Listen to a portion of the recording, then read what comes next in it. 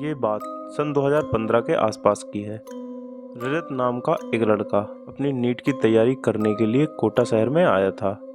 यहाँ आते ही उसने एक इंस्टीट्यूट में अपना एडमिशन करवा लिया और नीट की तैयारी में लग गया था। रजत को यहाँ आए कुछ महीने बीत गए थे। रजत के गांव में उसकी एक गर्लफ्रेंड भी थी जिसे रजत बेहद चाहता था। जब से वो कोटा आया था उसकी अपने गर्लफ्रेंड से बात होती रहती थी, पर अभी कुछ दिनों से उसकी गर्लफ्रेंड ने उसका फ़ोन उठाना बंद कर दिया था। रजत ने अपने कुछ दोस्तों से अपनी गर्लफ्रेंड के बारे में पूछा तो उसे पता चला कि उसकी गर्लफ्रेंड ने किसी और को अपना नया बॉयफ्रेंड बना लिया है। ये बात सुनकर रजत पूरी तरह टूट गया था। इस उम्र में अक्सर जैसा दूसरे बच्चों का होता है, रजत का भी वही हाल था। रजत ने अपनी गर्लफ्रेंड को काफ़ी मैसेजेस किए, कॉल किए, पर उसने किसी का कोई भी जवाब नहीं दिया। इधर रजत पूरी तरह डिप्रेशन में जाता जा रहा था। ना वो कुछ ठीक से खाता था, ना ही किसी से बात करता था। ऐसे ही कई दिन बीत गए तो एक दिन उसके रूममेट ने उससे पूछा कि रजत आखिर क्या हुआ है जो तुम इतना परेशान रहते हो। उसके रूममेट देवोजीत के बार बार पूछने पर आखिरकार रजत ने उसे सारी बात बता दी और फूट फूट कर रोने लगा। देवोजीत बंगाल का था और वो तंत्र मंत्र पर बहुत विश्वास करता था। उसने रजत से कहा कि तुम परेशान मत हो, मैं तुम्हें ऐसी बात बताऊंगा जिससे तुम्हारी गर्लफ्रेंड को तुम सबक सिखा सकते हो और तुम उससे अपने साथ हुए धोखे का बदला भी ले लोगे। रजत को वैसे भी कुछ सूझ नहीं रहा था। उसे तो किसी तरह अपने साथ हुए धोखे का बदला लेना था। उसने देवोजीत से कहा, मुझे बताओ मैं कैसे उसे सबक सिखा सकता हूँ। देवजीत ने कहा, मैं एक तांत्रिक को जानता हूँ जो तुम्हारी मदद कर सकते हैं। वो जैसा बोलेंगे तुम्हें करना पड़ेगा, बाकी सब तुम उन तांत्रिक बाबा पर छोड़ दो। एक बार तो रजत तांत्रिक की मदद लेने से हिचकिचाया, पर फिर उसके दिमाग पर उसका बदला हावी हो गया और उसने फैसला किया कि वो अपना बदला लेकर ही रहेगा। और देवजीत से कहा, मैं सब करूँगा, मुझे उन बाबा से मिलवा दो। कुछ दिनों बाद देवोजीत रजत को लेकर बंगाल गया और उसे तांत्रिक से मिलवाया। तांत्रिक ने उसे कर्ण पिशाचनी की पूजा करने को कहा। साथ ही रजत को यह भी बताया कि बहुत कठिन साधना है, अगर तुम इसे करते हुए डर गए तो तुम्हारी जान भी जा सकती है। इसे करते हुए तुम्हें बहुत गंदगी से रहना होगा। इसकी पूजा के दौरान तुम्हें सिर्फ मीट व शराब ही खाना है। अगर ज़्यादा प्यास लगे तो अपना ही मूत्र पीना। इस बीच तुम्हें नहाना नहीं है, ना ही अपने कपड़े बदलने हैं।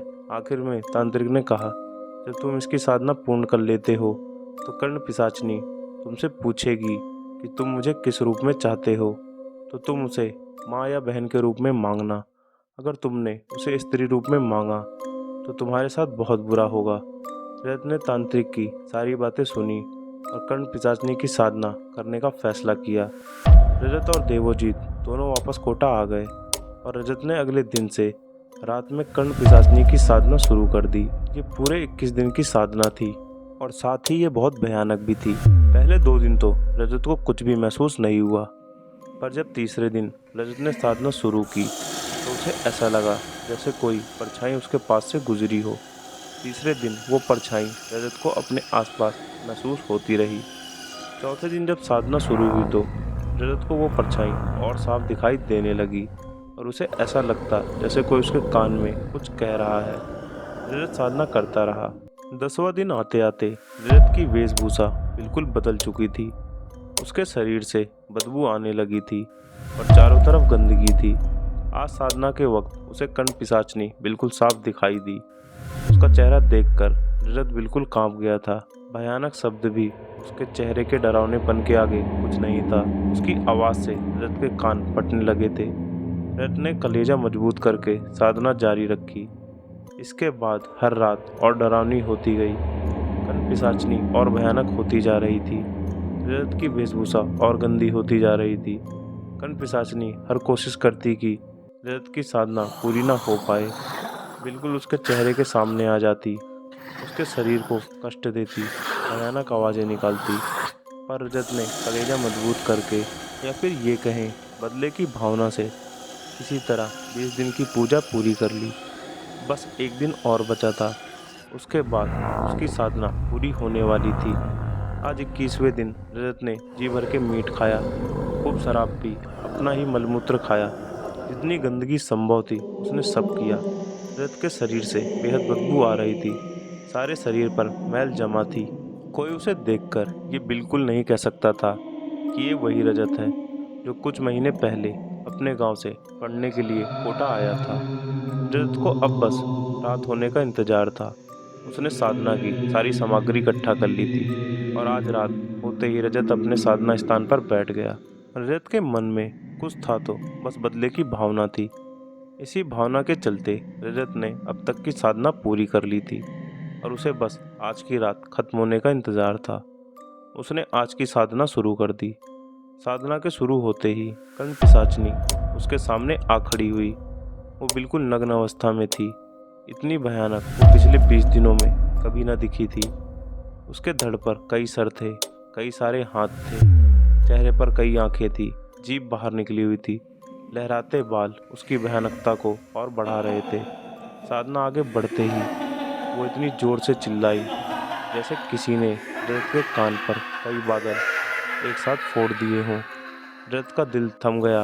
एक बार को उसका मन हुआ कि वो इस साधना से पीछे हट जाए, पर फिर उसने अपने बदले का सोच के साधना को जारी रखा। कर्ण पिशाचिनी ने उसके सारे शरीर पर कटने के निशान बना डाले थे। रजत को बेहद दर्द हो रहा था, पर वो साधना पर बैठा रहा।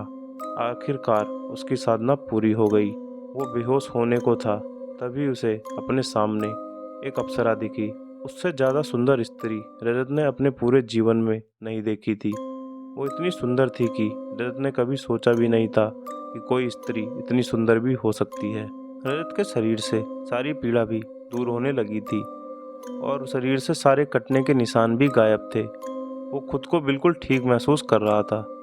तभी उस अप्सरा ने रजत से सबसे कठिन सवाल पूछा कि तुम मुझे किस रूप में चाहते हो, माँ, बहन, स्त्री या बेटी। रजत उसे देखकर इतना आकर्षित था कि वो उसे स्त्री रूप में ही पाने की सोचने लगा। अप्सरा उसके सामने खड़ी मुस्कुरा रही थी और रजत ने उसे अपना फैसला सुनाया। आगे की कहानी मैं आपको अगले पार्ट में सुनाऊंगा। दोस्तों, आगे की कहानी में हम जानेंगे कि रजत ने कर्ण पिशाचिनी को किस रूप में मांगा और रजत के साथ उसके बाद क्या हुआ। उसने अपना बदला कैसे लिया और उसके बदले में उसे क्या कीमत चुकानी पड़ी। अगर कहानी का अगला पार्ट चाहिए तो कमेंट बॉक्स में ज़रूर लिखें। साथ ही वीडियो को लाइक और चैनल को सब्सक्राइब जरूर कर लें। मिलते हैं अगले पार्ट के साथ। तब तक के लिए आप सभी को मेरा नमस्कार।